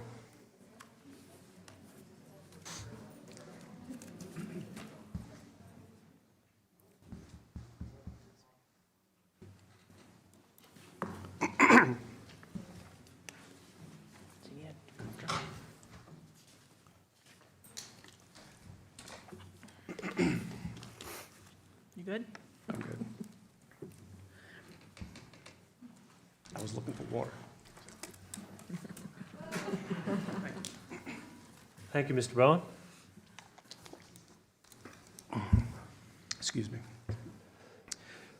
As I mentioned, this evening, it's the public's opportunity to provide their input on priorities for the FY23 operating budget. As you know, the governor's proposed budget was released in December, and it's this budget that the superintendent's proposed budget will be based on. And this will not be a final budget. The General Assembly is still working on a final budget, and that process will be completed over the next month or so. If there are changes that occur with the General Assembly's budget, of course, we'll bring those changes to the board later in the spring. And those are my comments this evening. I just would remind everyone that the superintendent is presenting his budget at the work session on February 14th. Thank you, Mr. Bowen. Our only speaker signed up for this is Carol Bauer.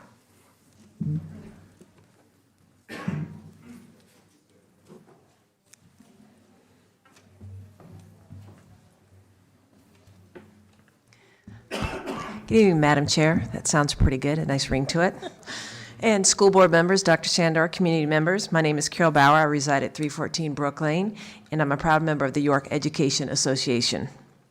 I asked to speak about the budget tonight because funding does matter. On a recent survey, I was proud to see that York County was in the top 10 school divisions. That was great. But in that very same article, I was disappointed, in fact, more than disappointed, to see that York County's average pay was not just lower, but significantly lower than those other divisions listed.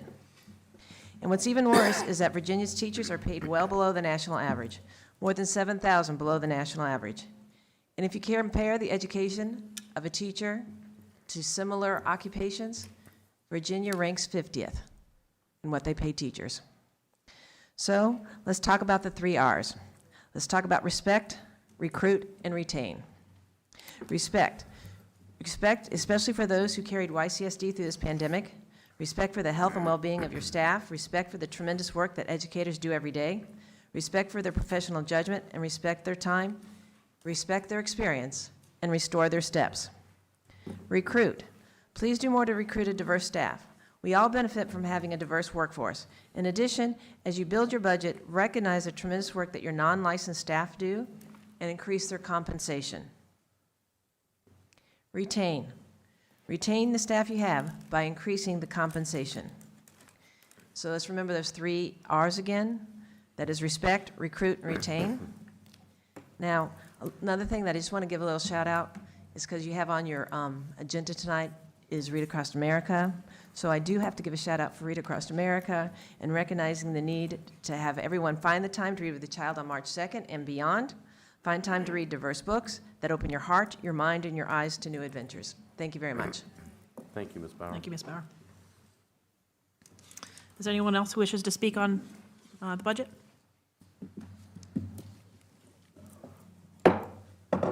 All right, we'll close the public forum on the FY23 operating budget. Now we'll move into matters by board member. And Mr. Higginbotham, would you like to go first? Sure. First off, I did want to start, and I want to say thank you to the board members for the past year as I was chair. It was a pleasure to work with you and work for you and represent York County Schools. I enjoyed the time. It was my pleasure to do it, and I look forward to continuing to do the work together, but seeing Ms. Geralt, you lead it for us now. You know, with just getting back in school, there hasn't been a whole lot that's going on. It's nice to hear about the classrooms getting back in the habit and starting to do their usual things, and they've got some events coming up I'm looking forward to as it warms up outside, getting out to do some more events, visit some schools, and some different things like that. And I just want to thank all the teachers and the parents and everything for working so hard to keep the kids in the schools as we go, and to sort of keep pushing forward as we go. This is sort of the hard part as we get into February to March with things, and we just urge that everyone keeps working hard, working together, and they're peaceful, graceful, and they listen and understand as we move forward. That's it for me. Okay. Mr. Myatt? Yeah, thank you, absolutely. Yeah, I recently attended the Afro-Academic, Cultural, Technological, and Scientific Olympics, or ACSO, and ACSO is an NAACP program initiative with the purpose of encouraging students to achieve academically and culturally in interest areas that include the visual arts, business, performance, and the culinary arts. We had a little ceremony to recognize students from across the district. I'm going to recognize the TAB winners, senior Ahmed Ali, who this is actually Ahmed's 4th year, junior Jacoby Melton. This is Jacoby's 3rd year being recognized, so that's very impressive. Sophomore Abigail Elias and freshman Mariah McCrae. So again, I wanted to congratulate them, and of course, those are very nicely done on an annual basis. And that's it. Thank you. Mr. Schaefer? Sure. Oh, I had a good time. I was able to go out to a couple of schools. I was actually able to attend a girls' basketball game last week, which, boy, we got spanked by Smithfield. Smithfield's very good this year, I hate to say it. I was going to go see a game of the boys play, but it was Friday night and kind of got canceled. So I'm going to try again this week. I was able to go to Queens Lake Middle School, go to Waller Mill Elementary School, got to talk to teachers, and the break was well needed by all our staff, and they are actually rejuvenated again and ready to teach and to have a good second semester come up. And we are looking forward to things returning to normal as soon as we can, as soon as they can. And I just have to say that I appreciate all 4 of my schools and all the staffs at all of them. They're just fantastic people. They really are. Thanks. Mr. Richardson? Yeah, I'd just like to say that I was able to attend the EXO Awards Conference, award ceremony online, and what was even ironic about that was the next day I ran into Mr. Rice, Paul Rice, the principal there, and we discussed some of the winners from his school, which were very impressive. All the winners were very impressive. A really great program. I was able to visit the Butler Farm campus of to see what they're doing there, what's new with Dr. Shandor and Mr. Rohn from District 4 on the Board of Supervisors. And we were briefed then about that new marine mechanics class that they're looking at instituting, and I'm very excited about that as well. But lots of great programs there, EMT programs, tons of great programs there, the mechanics, the welding, and then, of course, the governor's school as well. But that's all I have. Thank you. Absolutely. I got to deliver the signs all over York County today. That's one of my favorite parts of the month. And as we've talked about before, it's always raining when I deliver those signs. But this time the ground was frozen, so that made it a little bit more fun to try to find a good place in people's yards. I'm traipsing around trying to find a smushy spot. So I attended the IB pinning ceremony that was held at York High School. It was very interesting because it was students from the class of 2020, 2021, 2022, and 2023 because they've had to cancel it the past couple of years. So it was great to see all those kids, getting their pin and reciting their pledge. So I'm excited for those students. York River Academy is finishing up their semester. As the charter school in York County, they're on a 4x4 schedule. Ms. Sheffield said that they're rocking and rolling, finishing this semester, and they're still welcoming some new students as well, so that's exciting for them. I also attended the NAACP AXO ceremony, and every time I watch that, I think hours and hours and hours have gone into making that presentation. I just can't believe that they're able to just clip all of those things together and really showcase those kids, so that's really great. And also, Mr. Myatt and I will be meeting with the new chair and vice chair of the Board of Supervisors in the joint meeting that we promised, and so that will be coming up actually next week. It's coming up fast. So we're looking forward to those conversations. And coming up, we've got Science Fair, and those awards are coming. We have another SEAC meeting in February, York County PTA meeting, and a bunch of other events. So I'll be excited to kind of get back to normal, get out to see some great things that the students are doing. So thank you very much. All right, we're going to move on to financial matters. Mr. Mize, can you discuss these financial matters? Very well, I have the honors. Consideration of approval for claims certified for payment. And the following claims are certified for payment for December of 2021. And these are the significant expenditures in December. Payments relating to instruction total approximately $348,000 and include payments to New Horizons for approximately $143,000. Learning A and Z for $68,000. Instructional software renewal, NEWA, approximately $61,000 for MAP testing for a subscription to measure academic progress. Whole Phonics, $47,600.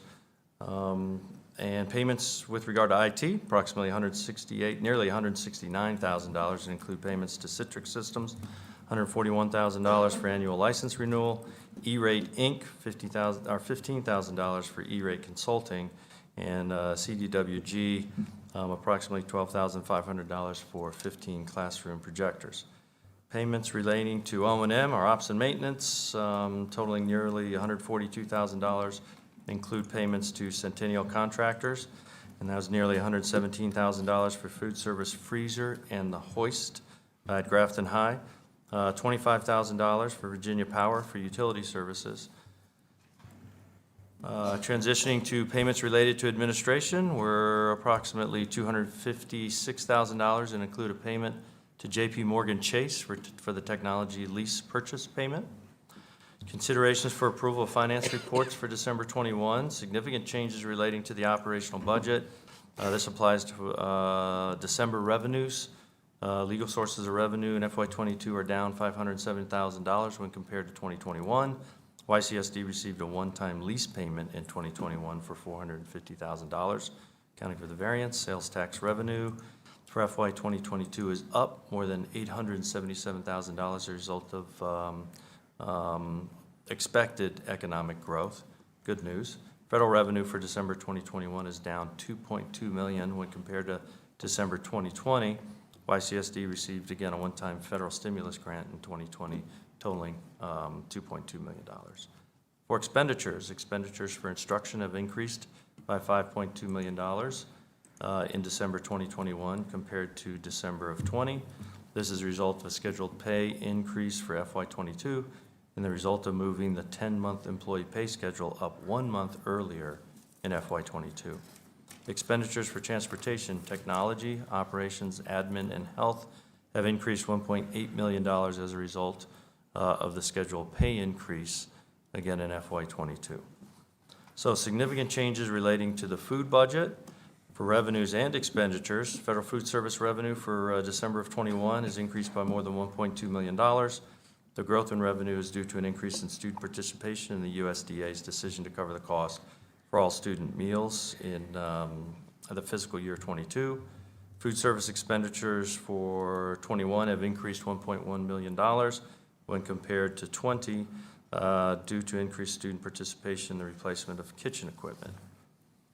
And consideration for approval of Resolution 22-03, a resolution authorizing a specific procurement. Resolution 22-03 requires the board approval, authorizing procurements of more than $50,000. There are 15 items on the resolution totaling $21.5 million. $20.6 million is directly related to construction projects. The complete list can be found and viewed on board docs. And Madam Chair, I move that we approve the financial matters as listed. Thank you. Can you use a second? I'll second. All right, any other questions? All right, Ms. Ford? Yes, a motion was made by Mr. Myatt and seconded by Mr. Higginbotham to approve the financial matters as listed. Board members, you may cast your vote.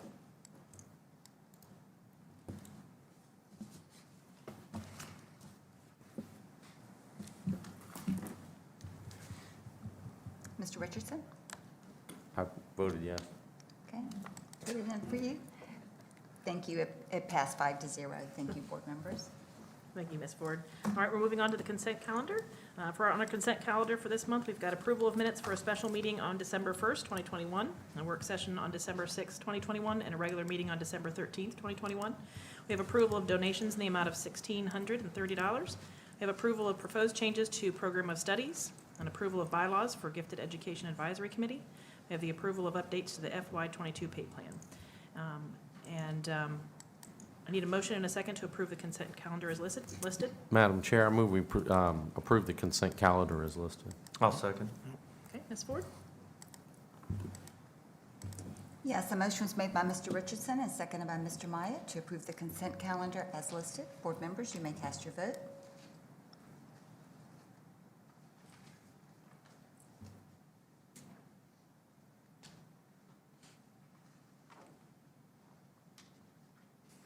Board members, We're not getting anything. are we having some issues with our board? Yes. No trons.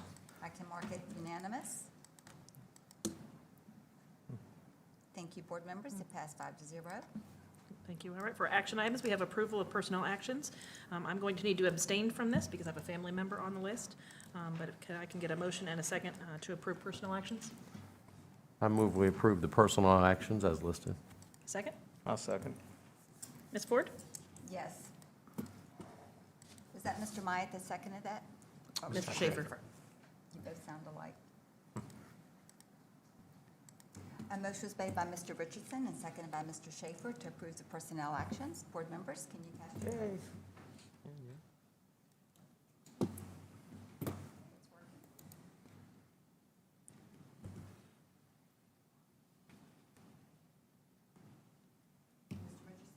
I just voted and it gave it. I'm voting yes and it's sending it. So we have 4 yeses and 1 abstain, so the motion did pass. Thank you. So you're not getting my vote even though it's showing up here? Okay. Okay. Technical difficulties. All right, our next action item is approval of proclamation for Career and Technical Education Month, February 2022. Dr. Shander, would you like to share comments? Yes, thank you, Madam Chair. Career and Technical Education Month underscores the value of programs and classes in preparing our students for careers for today and the future. We're thankful for our YCSD teachers, business community, and partner programs that provide high-quality instruction in this area.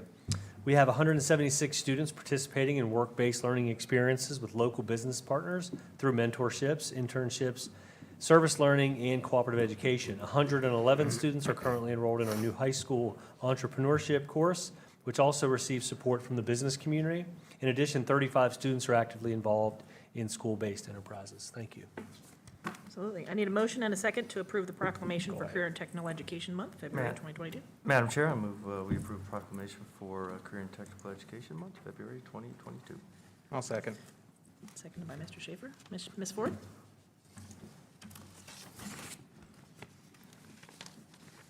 Yes, the motion made by Mr. Myatt and seconded by Mr. Schaefer to approve the proclamation for Career and Technical Education Month. Board members, you may cast your vote.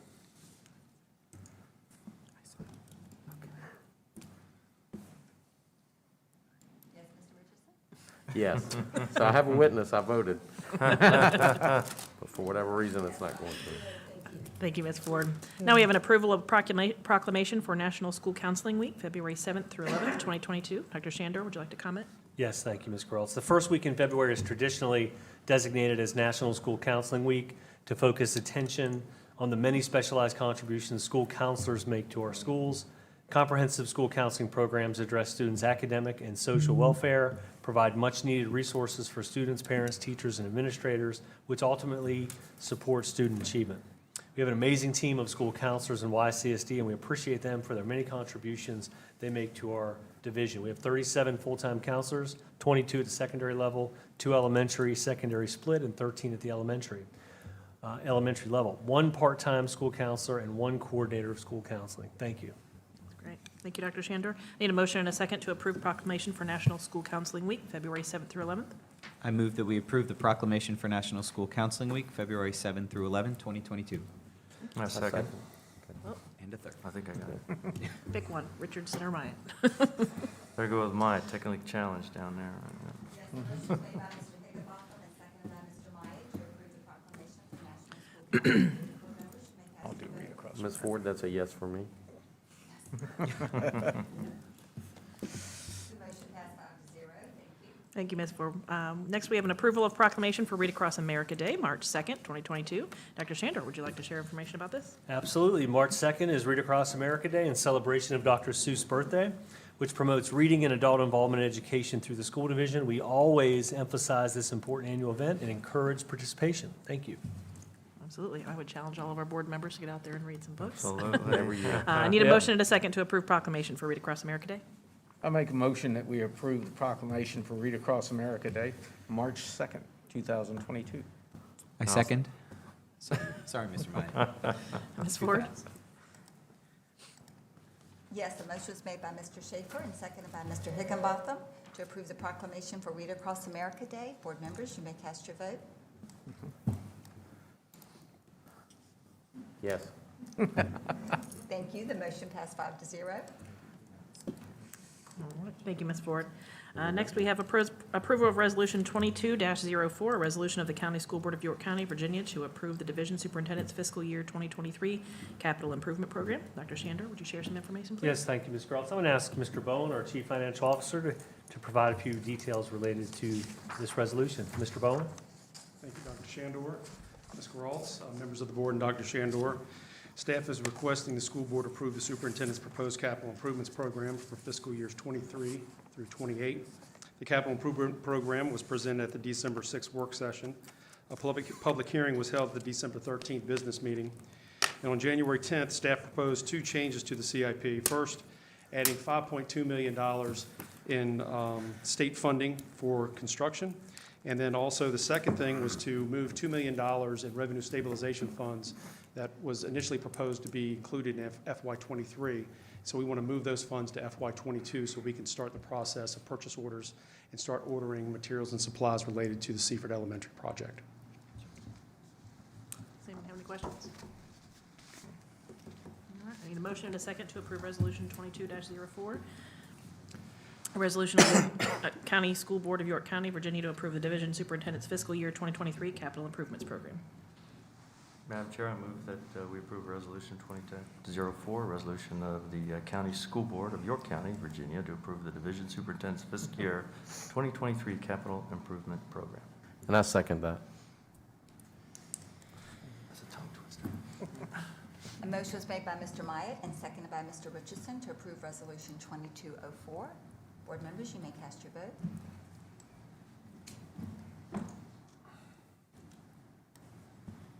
Yes. Thank you. The motion passed 5-0. Thank you, Ms. Ford. Now we have an approval of Resolution 22-06, a resolution of County School Board of York County, Virginia, to approve and to request the Board of Supervisors to approve the transfer of up to $2 million from the Revenue Stabilization Fund to the School Division's Capital Improvement Fund for fiscal year 2022. Dr. Shandor? Thank you, Ms. Geralds. That's certainly a mouthful. Mr. Bowen is going to share details related to this resolution as well. Mr. Bowen? Yes, a couple of things with this resolution. First, we're asking the school board to approve the use of $2 million of revenue stabilization funds. We're asking for the approval to move those from 23 to 22. And then in addition, this, because we're using revenue stabilization funds, it requires the Board of Supervisors approval also. So we're requesting that they take action on this. So if this is adopted this evening, we'll send this over to the county, and then they'll include this in one of their February meetings. Great. So I need a motion and a second. I move to approve Resolution 22-06, a resolution of the County School Board of York County, Virginia, to approve and to request the Board of Supervisors to approve the transfer of up to $2 million from the Revenue Stabilization Fund to the School Division's Capital Improvement Fund for fiscal year 2022. I'll second. That was either Schaefer or Myatt. You pick one. Yeah, you pick. Got to work on that lip reading. A motion was made by Mr. Higginbotham and seconded by Mr. Schaefer to approve Resolution 2206. Board members, you may cast your vote. Yes. The motion passed 5-0. Thank you. Thank you, Ms. Ford. All right, moving on to policy discussion. We have none. Then for policy first reading, we've got first reading of policy section J, students of the York County School Board Policy Manual for quadrennial review. Dr. Shandor, would you share some information about this, please?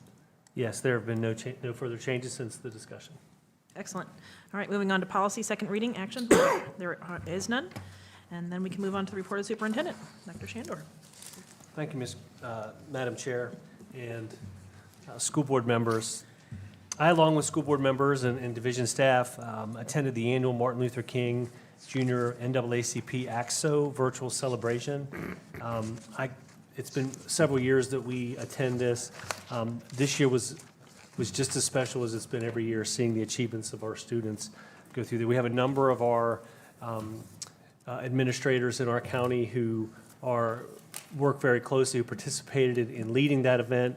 Dr. Aaron Butler, who is a big player with that group. Also, Ms. Tiana Anthony and Ms. Tremaine Hopkins over at Walden Mill. So the three of them are very involved. So just want to send my congratulations to all the students and the award recipients. We had a proclamation this evening related to Read Across America. And again, I just want to emphasize and encourage our staff members, board members, if you can, get in and read to our kids. It's just so important, and it's certainly one of my favorite things to do. In closing, we also mentioned that those involved in our career and tech ed program, our students benefit from the training opportunities and gain a deeper insight into the career options available for their future consideration. So we certainly thank everyone that's involved with helping our students get that exposure. We're also extremely fortunate to have such a committed group of school counselors that I mentioned earlier. Clearly, for the last 2 years, our students have relied on all of their teachers and all of the adults in the building, but our counselors play a huge role in that as well. So we're certainly in appreciation for their dedication and the positive difference that they make in our students' lives.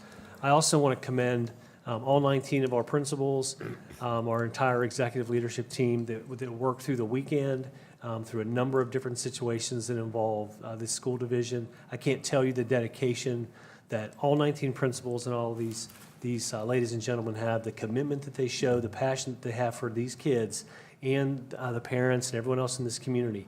Despite the differences, whatever side you're on, what I can say honestly is, my direction to the principals, their job, love your kids and love your teachers and lead that work in your school. Let us worry about all the other stuff, and the board has their role in that. But what I can say is our executive team worked so closely in supporting our principals through so many situations that aren't even pertaining to a mask. So many other issues related to the needs of our students and helping families. So I just commend this group, and I feel very fortunate to work with them. So thank you. This concludes the superintendent's report. Thank you, Dr. Shandor. Our next work session is on Monday, February 14th, 2022 at 6 p.m. at your call. We are now in need of 3 closed sessions, and the first one relates to prospective candidates for appointment to the Career and Technical Advisory Committee. So could a board member please make a motion to take us into closed session? Yes, I move that the York County School Board convene in closed session for the consideration and discussion regarding prospective candidates for the appointment to the Career and Technical Education Advisory Committee pursuant to the Virginia Code Section 2.2-3711A1 of the Virginia Freedom of Information Act. A second. Ms. Ford? A motion was made by Mr. Higginbotham and seconded by Mr. Richardson for the board to go into closed session. As stated, board members, you may cast your vote. Yes.